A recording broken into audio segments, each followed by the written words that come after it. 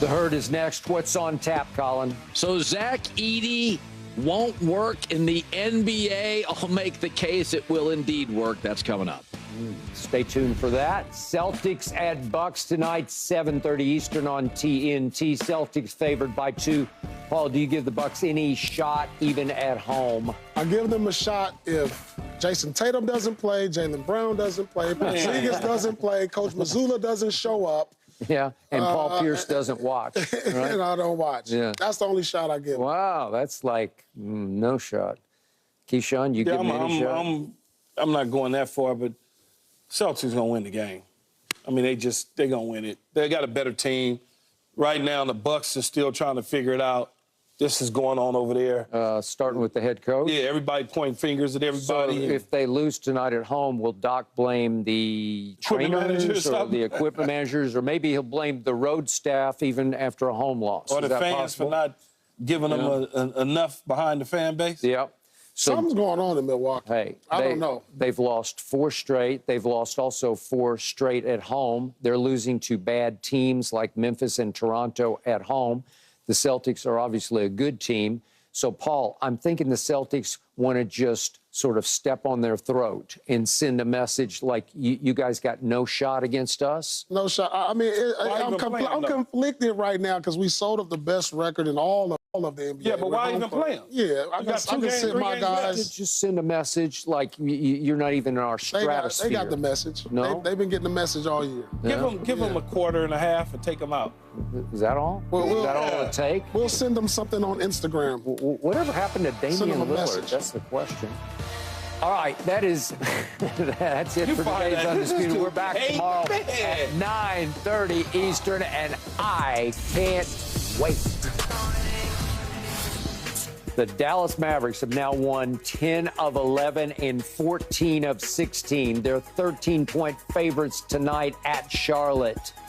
Over this stretch, Luka and Kyrie are the highest-scoring duo in the NBA. So, Paul, Keyshawn has said the Mavs are no threat to anybody in the postseason. Now it looks like they'll play the Clippers in a 4-5 matchup.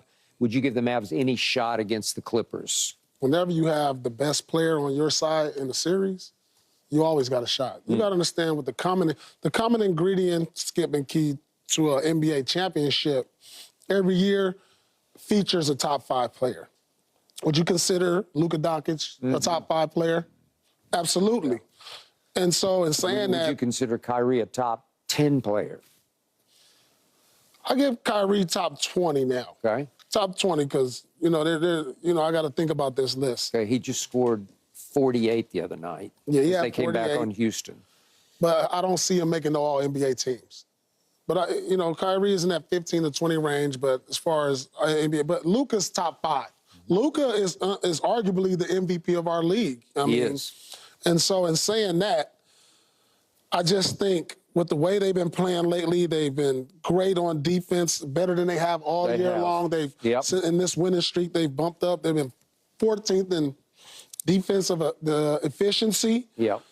Luka and Kyrie are finally starting to show me the chemistry they can have with one another. The ball distribution between the two is looking great. When I see Kyrie get 48 and Luka get 35 and they are on the same page and you trust Kyrie down the stretch and they got some type of chemistry together, that makes them dangerous. Yep. Now, in a close game, do I want to be playing against Dallas? No, I do not.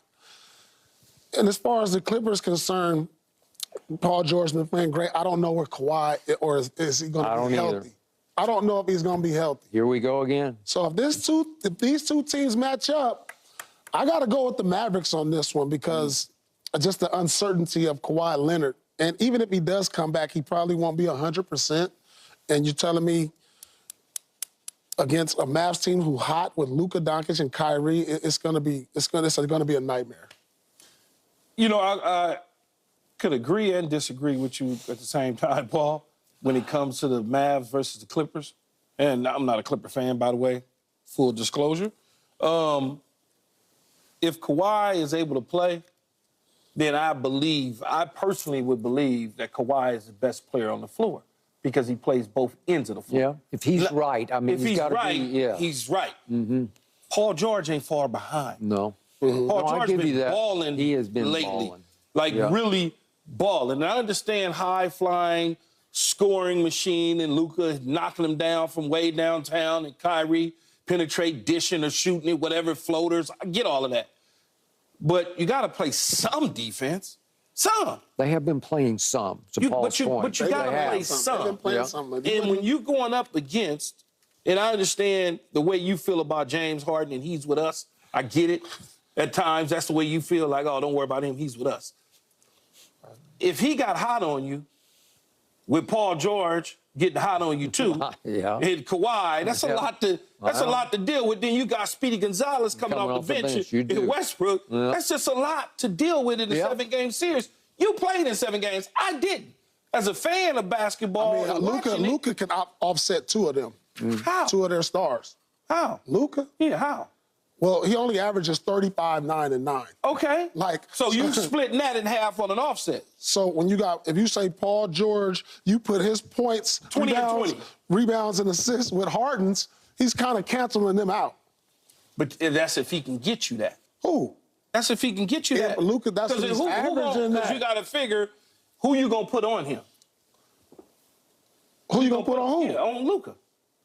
It don't matter who you put on him. So you don't average 35 points. So you don't think if the glove was on him, the claw, better yet, the glove had a hole in it last I checked. The claw, that he couldn't slow him down? He would take him some, and Paul George would take him some. And they would take him some. You know what they're going to do? You know what they're going to do? Hey, you over there, come set this screen. You know what the Clippers going to do? They're going to switch Harden on him. We're going to put him in a situation we got Harden guarding him. Okay. That's what they do now. They switch everything. Oh, whoever's Harden guarding, bring him over here. Or whoever their worst defender is. I don't know. I mean, between the 3, Harden's the worst defender between Paul George and Kawhi. So, yeah, no question about it. Yeah.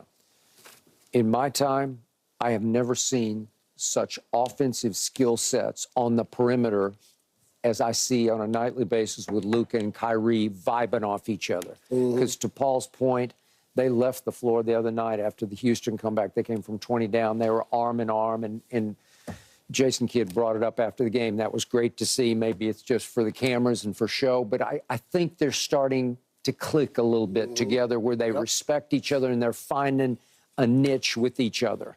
Because when you win 14 of 16 in this league, it's just hard to do. And I'm looking at Luka over the last 14 games he's played. They're 13-1. He's averaging 31, 10, and 10. So he's averaging a triple-double.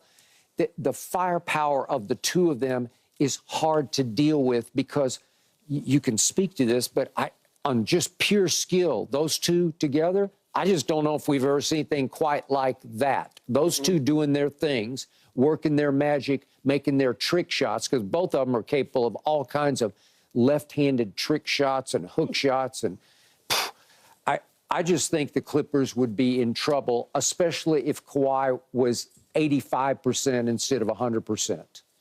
And maybe that's why he's resting up to get to 100. I mean, this is the best version of Dallas we've seen in the years. It just is. Since Luka's been there. And they're hot. This is not a matchup I will be confident going into right now. When you got to deal with Kyrie Irving, who's still at the peak of his powers. He is. And Luka, who's at the peak of his powers since he walked into the NBA. And it just seems like when you think he cannot get better, it seems like he's getting better. All I can say, the Western Conference playoffs are going to be the all-time greatest ever, from top to bottom, every last drop of this. Because if we get Clippers-Dallas, I'm on the edge of my seat every single Man, you better worry about Doc tonight. That's what you better worry about. Ooh, speaking of, do the Bucks have any shot tonight at home against the Celtics?